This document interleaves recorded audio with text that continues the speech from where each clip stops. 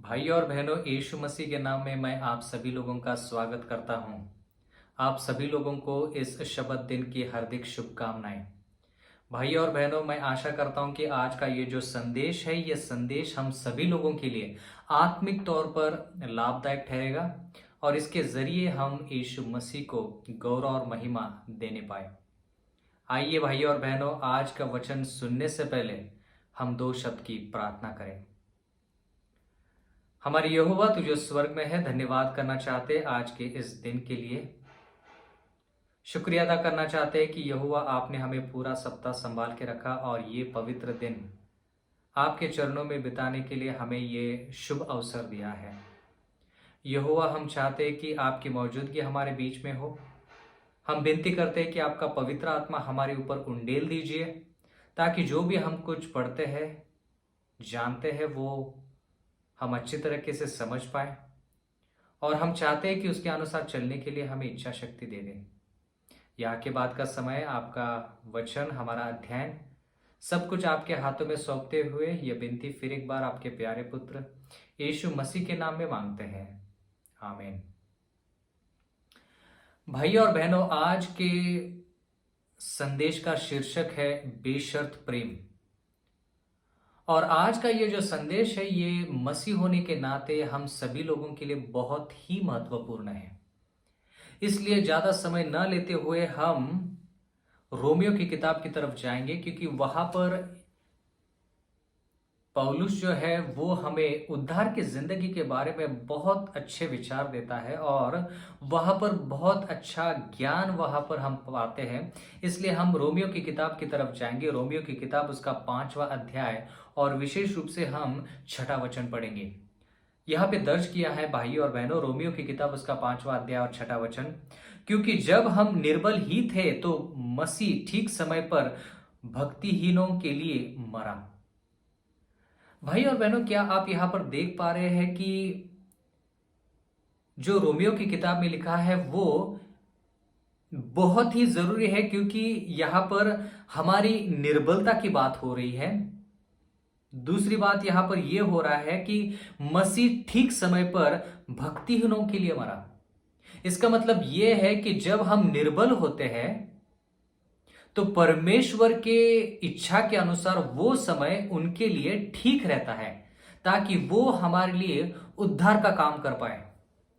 बहुत बार हम सोचते हैं कि अगर हम निर्बल होते हैं तो वो समय हमारे लिए बहुत ही बुरा समय होता है, लेकिन परमेश्वर का वचन कहता है कि जब हम निर्बल थे उस समय यीशु मसीह ठीक समय पर भक्तिहीनों के लिए मरा। मतलब यहां पर सोचने वाली बात यह है कि जब हम निर्बल थे, मतलब हम में कोई शक्ति नहीं थी, हम में कोई ताकत नहीं थी। कौन सी चीजों के लिए ताकत नहीं थी? कौन सी चीजों के लिए हमारे पास शक्ति नहीं थी? कौन सी चीजों के लिए हमारे पास बल नहीं था? भाई और बहनों, जैसे कि आप देख पा रहे हो कि हम बोल रहे हैं, सुन रहे हैं, परमेश्वर का वचन पढ़ रहे हैं, तो ये सब चीजें करने के लिए हमारे पास बल है। हम खाना खाते हैं, घूमते हैं, काम करते हैं, बैठते हैं, उठते हैं, या तो फिर दौड़ भी लगाते हैं। लेकिन फिर भी परमेश्वर का वचन कहता है कि क्योंकि जब हम निर्बल ही थे, मतलब यहोवा का वचन यहां पर हमें यह कहना चाहता है कि अच्छे काम करने के लिए हमारे पास जब बल नहीं था, जब हम पाप करने के लिए पूरी ताकत लगाते थे, या तो फिर परमेश्वर का जो अनुग्रह है वो बुरे कामों में लगाते थे, या तो फिर हमें अच्छाई की तरफ लगाव नहीं था, यहोवा का वचन कहता है कि वो समय यीशु मसीह ने इस्तेमाल किया ताकि वो हम जैसे निर्बल लोगों के लिए वो समय इस्तेमाल करके वो सूली पर या तो फिर क्रूस पर बलिदान करे। इसका मतलब यह है भाई और बहनों, यहोवा के वचन में आगे भी लिखा है, तो मसीह ठीक समय पर भक्तिहीनों के लिए मरा। मतलब जो लोग भक्तिहीन थे, जो लोग परमेश्वर की भक्ति नहीं करते थे, उन लोगों के लिए उस समय यीशु मसीह ने जान दी। इसका मतलब यह है भाई और बहनों, क्या आप गौर से सुन पा रहे हैं? यहां पर हम ये पढ़ रहे हैं कि यीशु मसीह हमारे लिए उस वक्त मरे जब हम निर्बल थे। उन्होंने ये नहीं सोचा कि हम बलवान बन जाए, और उसके पास आकर उससे विनती करे कि वो सूली पर जान दे दे, उसके लिए यीशु मसीह नहीं रुके। भाई और बहनों, यहां पर हम ये भी पढ़ते हैं कि यीशु मसीह ने ऐसा नहीं सोचा कि ये लोग जो पापी है उन लोगों को मेरी कीमत का पता लगना चाहिए, मेरे बलिदान की अहमियत उनको पता होनी चाहिए, तभी जाकर मैं उनके लिए जान दे दूंगा। ऐसा यीशु मसीह ने बिल्कुल नहीं सोचा। यहोवा का वचन कहता है कि भक्तिहीन मतलब जब हम उसके भक्त नहीं थे, हम उसकी तरफ हमारा लगाव नहीं था, उसकी आज्ञाओं पर चलने की हमारी कोई इच्छा नहीं थी, उस वक्त यीशु मसीह हमारे लिए मरे। कितनी गहरी बात यहां पर है, कितनी महत्वपूर्ण बात यहां पर हम पढ़ रहे हैं। भाई और बहनों, जब हम किसी को मदद करना चाहते तो आमतौर पर हम क्या सोचते हैं, जिस इंसान को मदद चाहिए वो मुझे आकर बताए, वो आकर मेरे सामने विनती करे, तब जाकर मैं उस इंसान को मदद करूंगा, क्योंकि मैं चाहता हूं कि उसको मेरी मदद की कीमत का अंदाजा लगे। बहुत बार इंसान ऐसे ही सोचता है, जब उसको मेरी मदद की अहमियत के बारे में पता चले तब मैं उसको मदद करूंगा, नहीं तो वो मदद जो उसको मिल रही है उसके बारे में वो उसकी कीमत जो है वो कीमत उसको कभी पता नहीं चलेगी और वो मेरे पास वापस नहीं आएगा, या तो फिर वो मुझे मान सम्मान नहीं देगा। लेकिन यहोवा का वचन कहता है कि यीशु मसीह कितने दयालु है, कितने नम्र है, कितने हलीम है, यहाँ पर हमें उनका अंदाजा लग सकता है। और यहाँ पर हम देखते हैं कि जब हम निर्बल थे, मतलब हम में कोई ताकत नहीं थी। भाई और बहनों, यहाँ पर हम ये पढ़ रहे हैं कि ये यीशु मसीह हमारे लिए तब उन्होंने जान दी जब हम में कोई ताकत नहीं थी, उनके अनुसार चलने की कोई इच्छा नहीं थी, तब यीशु मसीह ने हमारे लिए जान दी और वो समय ठीक था। मत्ती उसका 19वां अध्याय और 16वां वचन लिखा है, और देखो एक मनुष्य ने पास आकर उससे कहा, हे गुरु, मैं कौन सा भला काम करूं कि अनंत जीवन पाऊं। एक इंसान यीशु मसीह के पास आकर एक सवाल पूछता है, और वो सवाल बहुत ही दिलचस्प सवाल है। गौर कीजिए, यहां पे लिखा है, हे गुरु। यीशु मसीह से संबोधित करते हुए वो इंसान कहता है कि हे गुरु, मैं कौन सा भला काम करूं कि अनंत जीवन पाऊं। मतलब वो इंसान ये कहना चाहता है यीशु मसीह की, यीशु मसीह, मैं आनंद जिंदगी पाना चाहता हूं, उद्धार की जिंदगी पाना चाहता हूं, इसलिए मैं कौन सा भला काम करूं। अब यीशु मसीह उनको जवाब क्या देते हैं? मत्ती उसका 19वां अध्याय और 17वां वचन, उसने उससे कहा, तू मुझसे भलाई के विषय में क्यों पूछता है? भला तो एक ही है, पर यदि तू जीवन में प्रवेश करना चाहता है तो आज्ञाओं को माना कर। इसका मतलब यह है कि यीशु मसीह उसको कहते हैं कि अगर तू अनंत जिंदगी पाना चाहता है, उद्धार की जिंदगी पाना चाहता है, तो तुझे एक काम करना होगा, और वो क्या है? आज्ञाओं का पालन करना होगा। उसके पहले यीशु मसीह को ये इंसान कहता है कि हे गुरु, भला काम करने के लिए। तो यीशु मसीह उससे कहते हैं कि भला काम जो है उस विषय के बारे में तू मुझसे क्यों पूछता है? क्योंकि अगर कोई भला है तो वो एक ही है, और वो है परमेश्वर पिता। भाई और बहनों, यहां पर ये जो दोनों के बीच में जो बात हो रही है, वो बातचीत उद्धार की जिंदगी के बारे में है। और जो हमने रोमियो की किताब में भी पढ़ा, वो भी उद्धार से जुड़ी हुई बातें हैं। इसलिए आज का ये जो संदेश है, ये संदेश बहुत ही जरूरी है। अगर मैंने आज तक जितने भी संदेश दिए हैं, उन संदेशों में अगर सबसे बढ़िया संदेश या तो फिर सबसे महत्वपूर्ण संदेश, बहुत सारे हैं, लेकिन उनमें से एक महत्वपूर्ण संदेश जो है वो आज का है, बेशर्त प्रेम। इसी की वजह से, रोमियो की किताब की वजह से, जहां पर हमने 5वां अध्याय और 6ठे वचन में पढ़ा कि हम निर्बल थे, उस वक्त यीशु मसीह ने हमारे लिए जान दी जब हम भक्तिहीन थे, उसे कहते हैं बेशर्त प्यार, प्रेम। यहां पर यीशु मसीह ने कोई शर्त नहीं रखी। बहुत बार हमारा प्यार जो होता है वो शर्त के तौर पर या तो फिर शर्त के बुनियाद पर बना रहता है। अगर कोई मेरे लिए ये करता है तब मैं जाकर उस इंसान से प्यार करूंगा, या तो फिर उसके लिए कुछ भला काम करूंगा। लेकिन यहां पर ये इंसान कह रहा है कि परमेश्वर यीशु मसीह, मैं चाहता हूं कि मुझे उद्धार की जिंदगी मिले, कृपा करके मुझे बता कि मैं कौन सा भला काम कर सकता हूं। अब यीशु मसीह ने उसको जवाब दिया कि तुझे आज्ञाओं का पालन करना होगा। और यहां पर आगे क्या लिखा है, मत्ती उसका 19वां अध्याय और 18वें वचन की तरफ हम जाएंगे। यहां पे लिखा है, उसने उससे कहा, कौन सी आज्ञा है? अब यह सवाल यीशु मसीह से कह रहा है, जो यीशु मसीह आज्ञाओं का मुखिया है या तो फिर आज्ञा देने वाला परमेश्वर है, उससे यह सवाल पूछता है और कहता है ये इंसान कि यीशु मसीह कौन सी आज्ञाओं के बारे में आप बात कर रहे हो? यीशु ने कहा, यह कि हत्या न करना, व्यभिचार न करना, चोरी न करना, झूठी गवाही न देना। मतलब जो भी आज्ञाओं के बारे में यीशु मसीह, 10 आज्ञाओं के बारे में यीशु मसीह ने सिनाई पर्वत और उसके पहले भी 10 आज्ञा, आगे जाने से पहले भाई और बहनों, मैं आपसे ये कहना चाहता हूं कि 10 आज्ञा जब आदम और हवा को बनाया गया था, उस वक्त से लेकर 10 आज्ञा इस दुनिया में मौजूद है। बहुत से लोगों को लगता है कि 10 आज्ञा का जिक्र निर्गमन की किताब उसका 20वें अध्याय में लिखा है, इसलिए वो 10 आज्ञाएं निर्गमन की किताब में आई, उत्पत्ति की किताब के वक्त या तो फिर उत्पत्ति के वक्त नहीं। बहुत से लोग ऐसा सोचते हैं, लेकिन मैं आपसे कहना चाहता हूं कि 10 आज्ञा जो है वो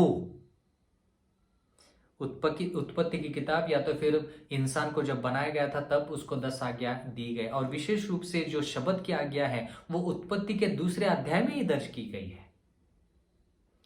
इसका मतलब यह है कि यहोवा ने जब विश्राम किया तो उसने आज्ञाएं दी, और जो आज्ञाएं आदम और हवा को दी गई थी उसमें से एक आज्ञा के बारे में हम पढ़ते हैं, वो है विश्राम के दिन के बारे में, उत्पत्ति उसका 2 अध्याय 1 से लेकर 3 तक।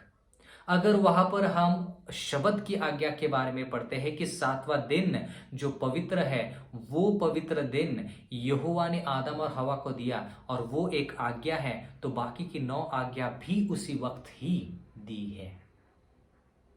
क्योंकि यहोवा ऐसा नहीं करेंगे कि एक आज्ञा पहले देंगे, बाद में 2 आज्ञा बाद में, और उसके बाद बाकी के 7 या 8 आज्ञा बाद में। ऐसे नहीं, 10 आज्ञा पहले से थी और पहले से ही उस 10 आज्ञाओं का पालन इंसान को करना था। तो वचन की तरफ वापस आएंगे। यहाँ पर हम देखते हैं कि यीशु मसीह 10 आज्ञाओं के बारे में जिक्र कर रहे हैं, लेकिन 10 की 10 आज्ञा यहाँ पर बताई नहीं गई है। लेकिन फिर भी मैं आपसे विनती करना चाहता हूं कि आप गौर कीजिए, अच्छी तरह से पढ़िए। यहाँ पर भले ही 10 आज्ञाओं के बारे में जिक्र ना किया हो, 10 की 10 आज्ञाओं के बारे में, लेकिन जितनी भी आज्ञा यहाँ पर लिखी गई है वो 10 आज्ञाओं में से है। इसका मतलब यह है कि यीशु मसीह उन सब 10 आज्ञाओं के बारे में बात कर रहे हैं, सिर्फ इन्हीं आज्ञाओं के बारे में नहीं जो यहां पर लिखी गई 10 के 10।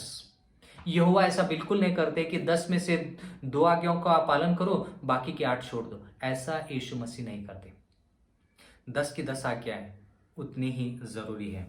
तो यहां पर हम पढ़ते हैं कि यीशु मसीह कहते हैं कि हत्या ना करना, व्यभिचार ना करना, चोरी ना करना, झूठी गवाही ना देना। ये आज्ञाओं के बारे में यीशु मसीह यहां पर कह रहे हैं।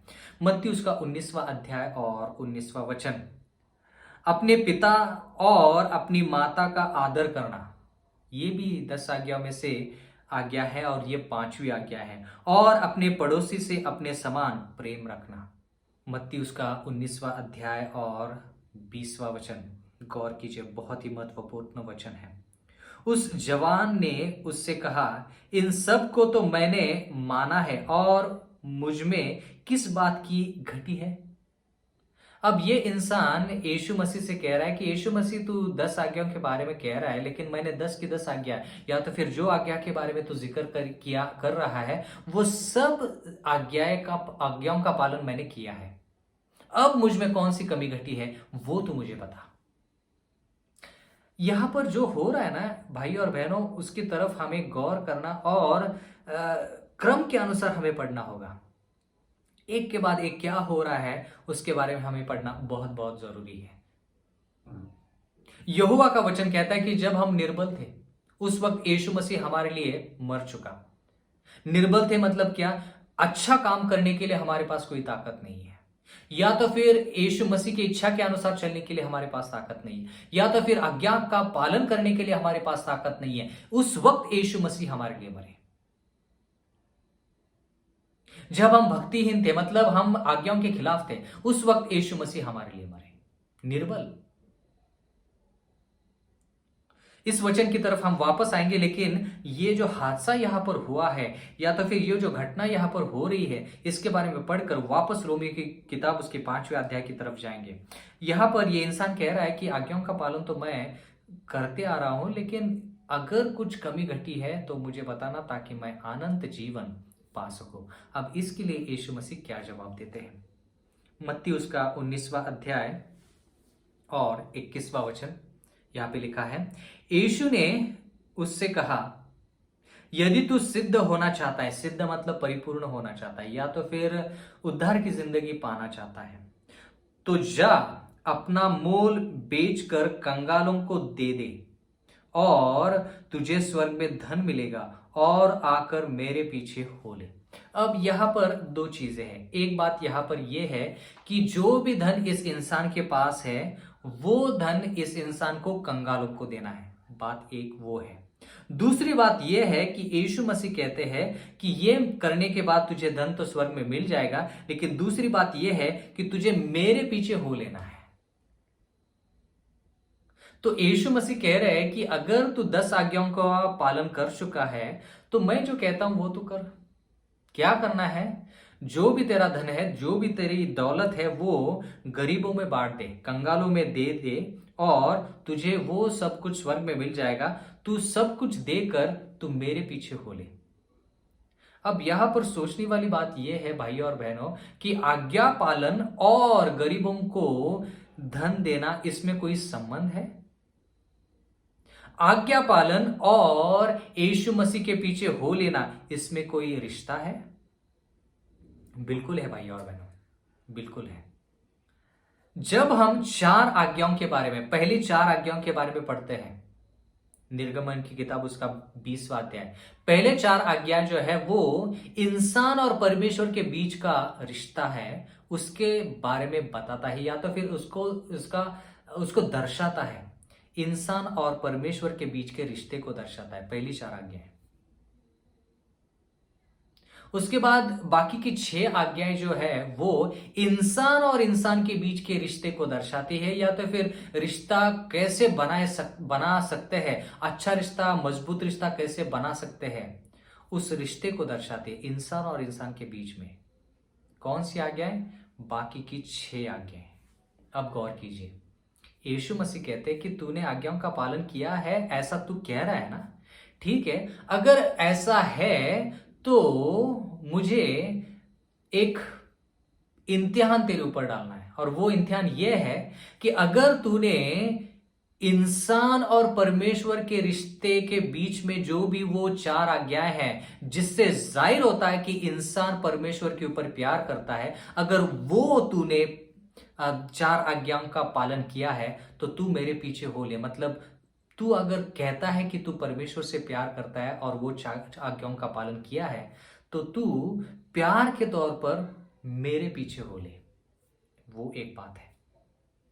दूसरी बात यह है, यीशु मसीह कहते हैं कि इंसान और इंसान के बीच में जो रिश्ता है वो 6 आज्ञाओं के जरिए बताया जाता है। माँ बाप का आदर कर, चोरी ना करना, खून ना करना, झूठी गवाही ना देना, लालच ना रखना, ये सब कुछ 6 आज्ञाएं।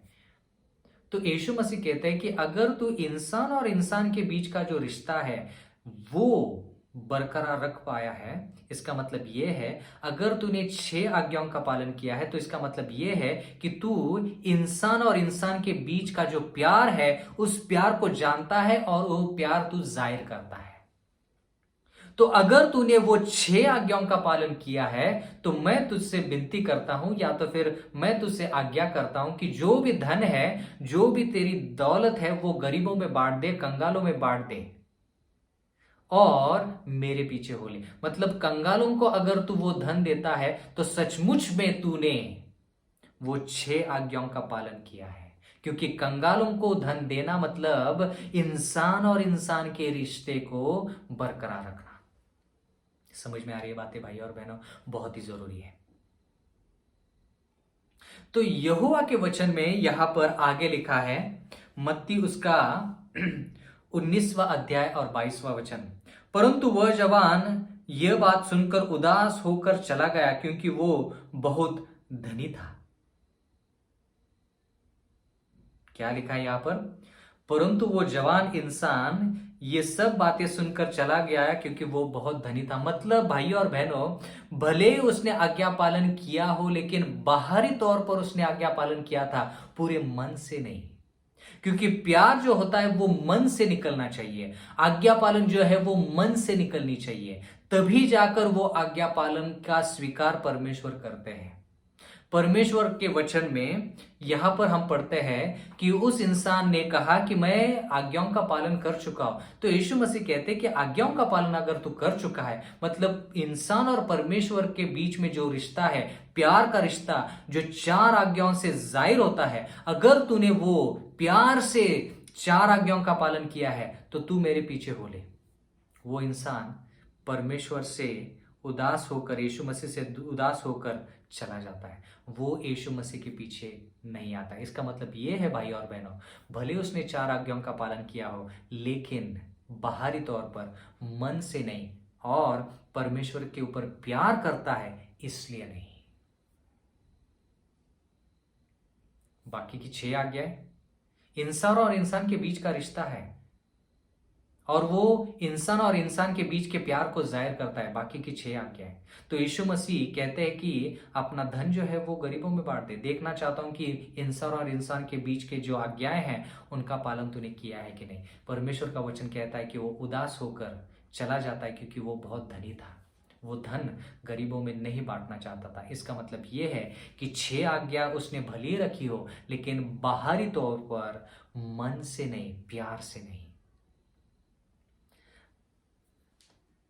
अजीजों, परमेश्वर के वचन में ये जो घटना लिखी गई है वो बहुत ही जरूरी है, क्योंकि हम जानते हैं कि परमेश्वर का वचन कहता है हमें कि आज्ञा पालन करना जरूरी है, लेकिन वो आज्ञा पालन करने के लिए हमें पहले क्या करना चाहिए। इसलिए हम रोमियो की किताब की तरफ जाएंगे वापस, उसका 5वां अध्याय और 6वां वचन। यहाँ पे लिखा है, क्योंकि जब हम निर्बल ही थे तो मसीह ठीक समय पर भक्तिहीनों के लिए मरा। मतलब हम आज्ञाओं के जब खिलाफ थे, या तो फिर जब हम आज्ञाओं का पालन नहीं कर पाते थे, जब हम भक्तिहीन थे, यीशु मसीह ने हमारे लिए जान दे दी। कल्पना कीजिए, यही मैं वचन आपको हर दिन की जो हमारी जिंदगी में घटना होती है उसके तौर पर बताना चाहूँगा। कल्पना कीजिए कि आप कामकाज करते हैं, बहुत कष्ट उठाते हैं, आपके परिवार में आप हो, आपकी पत्नी है, आपके बच्चे हैं, और रोटी कमाने के लिए सिर्फ आप ही काम कर रहे हैं। और कल्पना कीजिए कि आपकी जो पत्नी है वो घर संभालती है और आपके जो बच्चे हैं वो पढ़ाई कर रहे हैं, और आपका जो कामकाज है उसमें आपको जितनी तनख्वाह मिलती है वो आपके लिए काफ़ी नहीं है, आपके परिवार के परवरिश के लिए काफ़ी नहीं है। कल्पना कीजिए कि ये उदाहरण के तौर पर मैं आपको बताना चाहता हूं कि रोमी 5 का अध्याय और 6वें वचन में क्या लिखा है। और कल्पना कीजिए कि आपने कर्जा लिया है, कल्पना कीजिए कि आपने 10 लाख रुपए कर्जा लिया है, और आप वो कर्जा चुकता करने की पूरी कोशिश कर रहे हैं, लेकिन आपको वो कर्जा आपसे चुकता नहीं हो पा रहा है। उसके ऊपर बच्चों की पढ़ाई का बोझ है, या और उसमें अगर कोई बीमार गिर जाता है तो और ज़्यादा मुसीबत। और कल्पना कीजिए, सोचिए कि उसी दौरान क्या हो जाता है, आपकी नौकरी छूट जाती है, आपकी नौकरी निकल जाती है। आपके ऊपर क्या बीतेगी। आपके घर में कुछ लोग बीमार हैं, आपके बच्चों की पढ़ाई होनी है, आपका कर्जा जो है वो आपको चुकता करना है, आपके घर की जो परवरिश है, घर का खर्चा जो है वो चलाना है, और आपके पास नौकरी नहीं है, और आप अकेले हो जो आप नौकरी कर रहे हो। तो आप बहुत ही उदास हो जाते हो, आप कश्मकश, आप उलझन में गिर जाते हो, आप सोचने पर मजबूर हो जाते हो कि अब मैं क्या करूं। तो आप सोचने पर मजबूर हो जाते हैं और कहने लगते हैं कि मैं किससे जाकर मदद मांगू। और कल्पना कीजिए, उदाहरण के तौर पर कल्पना कीजिए कि आपका पड़ोसी जो है वो इस देश का सबसे अमीर इंसान है, और आप धीरे धीरे जाकर उस इंसान से संपर्क करते हैं और कहते हैं कि मेरी नौकरी छूट गई है और मैंने कर्जा लिया है और मुझे पैसे चाहिए, तो कृपा करके मुझे कुछ काम दे दो। और वो अमीर इंसान कहता है कि मैं तुझे कौन सा काम दूं, क्या काम करेगा तू, और अगर 8 घंटे हर दिन 8 घंटे काम भी करेगा तो मैं तुझे महीने के आखिर में कितनी तनख्वाह दूं। वो कहता है कि कुछ भी करो, क्योंकि मुझे पैसे की बहुत ज़रूरत है, क्योंकि कर्जा है, ये है, वो है, सब कुछ है। तो वो इंसान कहता है कि ठीक है, तुझे कितना पैसा दो 8 घंटे काम करने के लिए। और वो इंसान कहता है, वो आमिर इंसान कहता है कि तू क्या क्या काम करेगा। वो कहता है कि कुछ भी काम दे दो। और वो आमिर इंसान कहता है कि ठीक है, मैं तुझे घास काटने का काम देता हूँ, माली का काम देता हूँ, तुझे घास काटनी है और वो जो वाटिका जो है, वो बगीचा जो है, उसको साफ सुथरा रखना है। 8 घंटे काम करेगा तो मैं तुझे 10,000 दे दूंगा। तो इंसान कहता है कि ठीक है। तो पूरा महीना मेहनत से काम करता है, 8 घंटे हर दिन मेहनत करने के बाद 1 महीने के बाद उसको 10,000 रुपये मिलते हैं। और वो 10,000 रुपये लेकर वो घर जाता है, और वो 10,000 रुपये पूरा खर्चा जो है, वो खर्चा इतना हो जाता है, घर का खर्चा, फिजूल का खर्चा नहीं, जरूरी जो है वो खर्चा, वो 10,000 कहाँ पर चले गए उसे ही पता नहीं चलता। उदास होकर वापस अगले महीने काम करने के लिए आ जाता है। और ये अमीर इंसान देखता है कि ये इंसान उदास है, और इस इंसान से कहता है कि तू 8 घंटे अगर काम करेगा और 10,000 रुपये हर महीने कमाएगा, तो कितने साल तुझे लगेंगे 10 लाख रुपए कमाने के लिए। और वो 10,000 जो है, उससे तेरा हर महीने का खर्चा भी नहीं निकलता। तो उस इंसान से कहता है कि तू इतना काम मत कर, तुझे काम करने से कुछ फायदा नहीं है, तू मुझे से बात कर कि तेरा ये मुसीबत तेरे ऊपर आई क्यों, जो भी तकलीफ है, जो भी तेरी उदासीनता है, वो मुझे बता दे। जो भी मुसीबत है, जो भी कठिनाइयां है तेरे घर में, वो मुझे बता दे। लेकिन ये इंसान कहता है नहीं नहीं नहीं, अगर मैं बैठकर बात करूंगा तो 8 घंटे पूरे नहीं होंगे और मेरी तनख्वाह कम हो जाएगी। लेकिन ये इंसान कहता है, मेरे इंसान कुछ मत कर, तू मेरे साथ बैठकर बात कर। वो जो काम करने वाला इंसान कहता है नहीं नहीं नहीं, मेरे पास समय नहीं है। तो दूसरे महीने भी काम करता है 8 घंटे प्रतिदिन, और काम करने के बाद अगले महीने भी उसको 10,000 रुपये मिलते हैं। वो 10,000 लेकर घर जाता है। 1-2 दिन में वो 10,000 रुपये हर किसी जरूरी काम के लिए खत्म हो जाते हैं, और वो कर्जा जो है वो बिल्कुल वैसे के वैसे रह जाता है। बच्चों की पढ़ाई नहीं होती, जो बीमार इंसान लोग हैं उसको घर में, वो वैसे के वैसे रह जाते हैं। तो ये इंसान उदास होकर वापस इस पड़ोस के पास जाता है, और पड़ोसी के पास जाता है, और पड़ोस में जो अमीर इंसान है उससे जाकर कहता है कि 10,000 रुपये खत्म हो गए। तो ये अमीर पड़ोसी जो है वो उससे कहता है कि वही मैंने तुमसे कहा कि तू 10,000 रुपये जो कमाता है हर महीने, 8 घंटे हर दिन जो काम करता है, वो उससे कुछ होने वाला नहीं है, कुछ फायदा नहीं है। तू मेरे साथ बैठकर, मेरे सामने बैठकर तू मुझे बता कि असलियत में बात क्या है। तो काफ़ी सोच समझने के बाद, काफ़ी सोचने के बाद, ये इंसान जो गरीब हुआ है या तो फिर जो नौकरी करता है, वो इस अमीर इंसान के सामने बैठकर, पास बैठकर उसको सब कुछ बताता है कि वो कितनी तनख्वाह लेता था, उसके ऊपर कर्जा कैसे आया, उसके बच्चों की पढ़ाई जो है उसका खर्चा कितना है, बीमार लोग जो है उनका खर्चा कितना है, वो सब कुछ बताता है।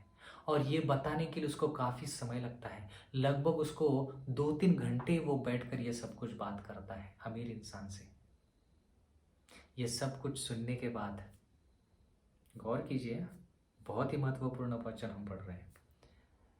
वो सब कुछ सुनने के बाद ये अमीर इंसान एक चेक लेता है और चेक के ऊपर दस्तखत करता है, और ये चेक जो है वो उस इंसान को देता है जो उसके घर में नौकरी कर रहा है। आपको क्या लगता है भाई और बहनों, उसने कितने रुपए का चेक के ऊपर दस्तखत की हो? कितने रुपए की चेक के ऊपर उसने दस्तखत की हो? बहुत बार आप सोचेंगे कि 10 लाख, बहुत सारे लोग सोचेंगे कि शायद 5 लाख, शायद 10 लाख, 15 लाख। भाई और बहनों, कल्पना कीजिए कि वो जो चेक के ऊपर दस्तखत जो करता है, वो कल्पना कीजिए कि 1 करोड़ का है। कितना? 1 करोड़ का। तो ये जो इंसान है जो नौकरी करता है, वो चेक को ऐसे ऊपर नीचे देखता है और सोचता है कि क्या ये सचमुच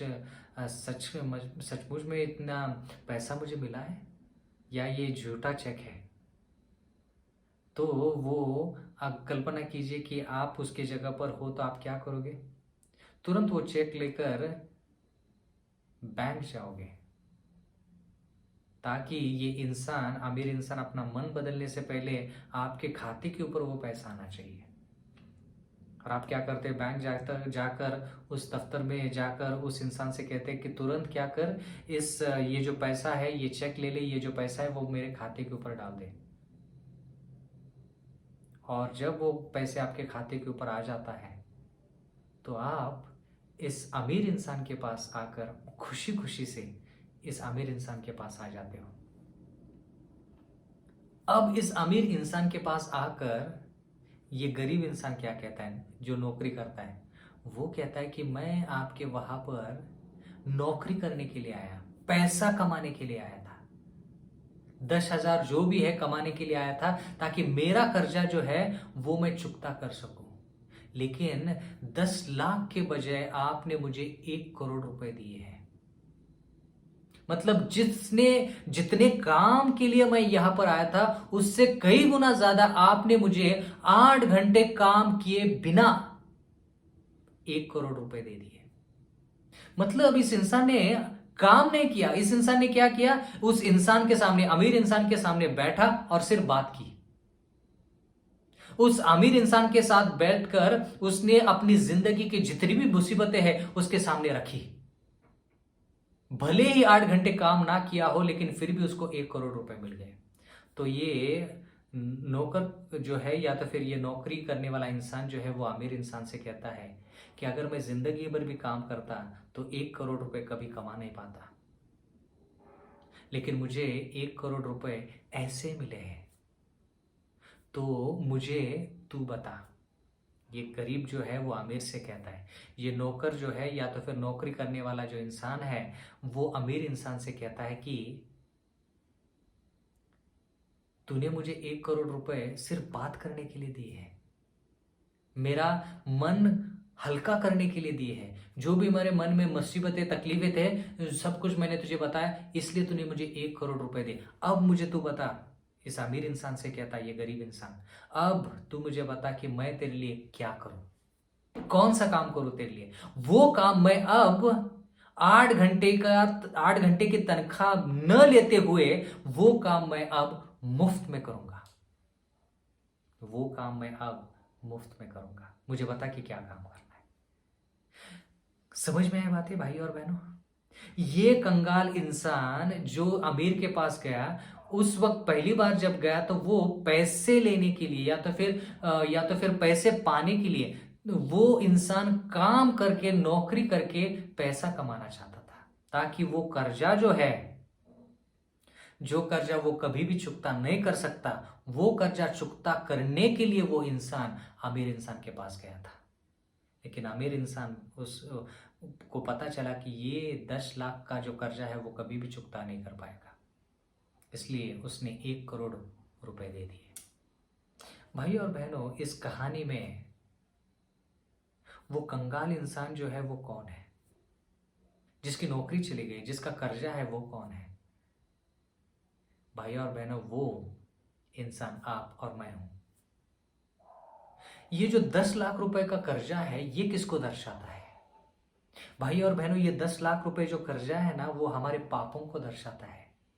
हमारे पाप मिटाने के लिए हम खुद से कुछ नहीं कर सकते। हम परमेश्वर से ये नहीं कह सकते हैं कि यहोवा मैं कुछ काम करना चाहता हूं, मैं कुछ करना चाहता हूं ताकि मेरे पाप मिटाए जाए। और वो अमीर इंसान, भाई और बहनों, इस कहानी में कौन है? वो अमीर इंसान यीशु मसीह खुद है। और वो यीशु मसीह खुद हमें कहते हैं, क्या कहते हैं? यीशु मसीह कहते हैं कि तू आकर तेरी जो भी तकलीफें हैं, मुसीबतें हैं, वो तू मुझे बता। जितना भी पाप तूने किया है वो कबूल कर। पहला यूहन्ना उसका पहला अध्याय 9वां वचन। भाई और बहनों, मैं आपके लिए वो वचन पढ़ना चाहूंगा। बहुत ही महत्वपूर्ण वचन है वो, और वो वचन जो है, वो वचन हम सभी लोगों के लिए बहुत ही लाभदायक है। पहला यूहन्ना उसका पहला अध्याय और 9वां वचन, यहां पे लिखा है, यदि हम अपने पापों को मान लें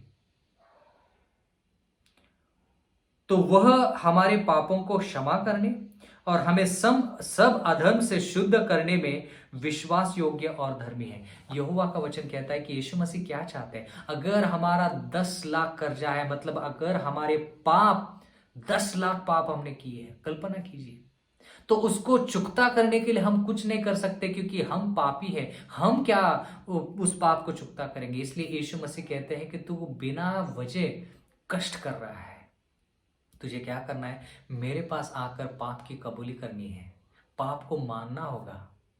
यहां पे लिखा है, यदि हम अपने पापों को मान लेते हैं, यीशु मसीह के सामने बैठकर, यीशु मसीह के चरणों में आकर अगर हम हमारे पापों को मान लेते हैं, तो वो हमारे पापों को क्षमा करेगा और हर अधर्म से शुद्ध करने के लिए विश्वास योग्य और धर्मी है। लेकिन हम क्या कर रहे हैं, नहीं यीशु मसीह, मैंने पाप किया ना, वो पाप मुझे मिटाना है, मुझे बता कि मुझे क्या करना चाहिए। क्या मैं लंगर लगाऊं, क्या मैं गरीबों को मदद करूं, या तो फिर क्या मैं दशमांश दूं, या तो फिर दान दे दूं, या तो फिर किसी जगह पे जाकर तपस्या करूं, क्या करूं। यीशु मसीह कहते हैं उसमें से कुछ भी तुझे नहीं करना है। मुझे अपने पास, यीशु मसीह कहते हैं अपने पास, या तो फिर मेरे पास आकर तुझे बात करने के लिए मैं तुझे बुलावा देता हूं। आकर मेरे साथ बैठकर बात कर। भाई और बहनों, जब हम वैसा करेंगे, जब हम परमेश्वर के प्यार को जानेंगे, तब हमें पता चलेगा कि यहोवा ने हमारे ऊपर कितनी बड़ी मेहरबानी की है। जब हम उसके प्यार को जानेंगे, तब जाकर हम यीशु मसीह से कहेंगे कि यीशु मसीह, मैं तो 10 लाख के लिए तुम्हारे पास आया था, लेकिन तूने मुझे 1 करोड़ दे दिए। 1 करोड़ का मतलब क्या है उस कहानी में? भाई और बहनों, इस कहानी में 1 करोड़ का मतलब यह है कि हमें अनंत जिंदगी यीशु मसीह दे देते हैं। अनंत जिंदगी। क्या आप अनंत जिंदगी के लिए यीशु मसीह के पास जा रहे हैं, या तो फिर सिर्फ पाप की माफी चाहिए इसलिए यीशु मसीह के पास जा रहे हैं? भाई और बहनों, यीशु मसीह कह रहे हैं कि आप उसके पास पाप की माफी के लिए जा रहे हैं, लेकिन वो अनंत जिंदगी देने के लिए बैठा है। हम निर्बल है। हमें क्या करना चाहिए? हमें यीशु मसीह के पास जाकर कहना चाहिए कि यीशु मसीह, मेरे पास ताकत नहीं है, मेरे पाप मेरे सामने है, ये सब पाप तू ले ले और तेरी पवित्र जिंदगी मुझे दे दे। और ये पवित्र जिंदगी बरकरार रखने के लिए, बिना पाप की ये जिंदगी जो तेरी है, वो बिना पाप की जिंदगी जीने के लिए, 10 आज्ञाओं के अनुसार चलने के लिए मुझे ताकत दे दीजिए। तब यीशु मसीह आपको ताकत दे देगा, अनुग्रह दे देगा, और तभी जाकर आप उन 10 आज्ञाओं का पालन कर पाओगे। ये गरीब इंसान, ये नौकरी करने वाला इंसान अमीर इंसान के पास जाकर क्या कहता है, बता मैं तेरे लिए क्या करूं, और वो चीजें मैं अब मुफ्त में करूंगा, उसके लिए मैं पैसा नहीं लूंगा। और वो अमीर इंसान इस गरीब से क्या कहता होगा? भाई और बहनों, यूहन्ना की किताब उसका 14वां अध्याय और 15वां वचन, ये अमीर इंसान उस नौकर से क्या कहता होगा? यूहन्ना उसका 14वां अध्याय 15वां वचन, यदि तुम मुझसे प्रेम रखते हो तो मेरी आज्ञाओं को मानो। अमीर इंसान इससे यही कहता होगा, अगर तू जान चुका है कि मैं तुझसे प्रेम करता हूं, अगर उस प्यार का अनुभव तुझे हुआ है, तो मेरी आज्ञाओं के अनुसार चल। भाई और बहनों, यही बात यीशु मसीह हमसे कहना चाहते हैं। यीशु मसीह हमसे ये कहते हैं कि यदि हम परमेश्वर के इस प्यार को जानेंगे कि उसने, हम जब निर्बल थे, जब हम भक्तिहीन थे, उस वक्त उसने हमारे लिए जान दी। उसने हमारे लिए, वो हमारे लिए नहीं रुका कि हम पवित्र हो जाए या तो फिर हम उसके लिए कुछ करें तब जाकर वो हमारे लिए जान दे दे। उसके लिए वो ना रुका। यीशु मसीह हमारे लिए वैसे नहीं रुके। उसने सही समय पर, जब हम निर्बल थे, भक्तिहीन थे, हमारे लिए जान दी। तो जब हम इस प्यार को जानेंगे, तो यीशु मसीह के पास जाकर हम कहेंगे कि यीशु मसीह, तूने मेरे लिए सूली पर जान दी है, मेरे लिए सब कुछ किया है। जब मैं तेरे खिलाफ था, उस वक्त तूने मेरे लिए जान दी। जब मैं तेरा दुश्मन था उस वक्त तूने मेरे लिए जान दी। मुझे बता कि मैं तेरे लिए क्या करूं। यीशु मसीह आपसे वही कहेंगे जो यूहन्ना 14वां अध्याय और 15वें वचन में लिखा है, यदि तू मुझसे प्यार करता है तो मेरी आज्ञाओं का पालन कर। भाई और बहनों, आज्ञा पालन तभी हो सकता है जब हम परमेश्वर से सर्वश्रेष्ठ प्रेम करेंगे, तभी जाकर हम आज्ञाओं का पालन कर पाएंगे। बहुत सारे लोग आज्ञा पालन के पीछे पड़े हैं और सिर्फ आज्ञा पालन के बारे में सोच रहे हैं। आज्ञा पालन जरूरी है, उद्धार की जिंदगी पाने के लिए आज्ञा पालन बहुत जरूरी है, लेकिन शुरुआत कहां पर करनी चाहिए? प्यार से। क्या हम परमेश्वर के ऊपर प्यार करते हैं? इसलिए यीशु मसीह कहते कि यदि तुम मुझसे प्यार करते हो तो आज्ञा पालन करो।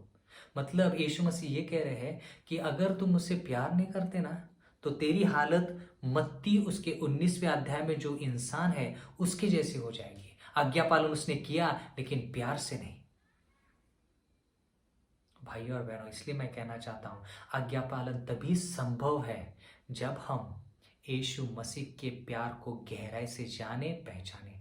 अगर आप यीशु मसीह के प्यार के बारे में जानना चाहते हैं तो उसके वचन को पढ़िए, प्रार्थना कीजिए, उसके साथ समय बिताइए, उसको जानिए, उसको समझिए, उसके ऊपर विश्वास कीजिए। तभी वो विश्वास प्यार में उसका रूपांतर हो जाएगा, प्यार में वो बदल जाएगा।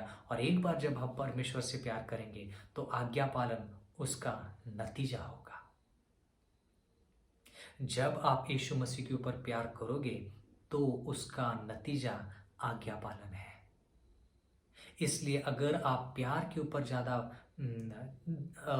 ज़्यादा ध्यान देते हैं तो आज्ञा पालन अपने आप हो जाएगा, क्योंकि प्यार आज्ञा पालन है। प्यार का मतलब है आज्ञा पालन। मैं आशा करता हूं कि ये जो वचन है, ये वचन आप सभी लोगों के लिए लाभदायक ठहरा है और इसके ज़रिए हम परमेश्वर यीशु मसीह को गौरव और महिमा दे चुके हैं। यीशु मसीह आप सभी को आशीष दे। आमीन।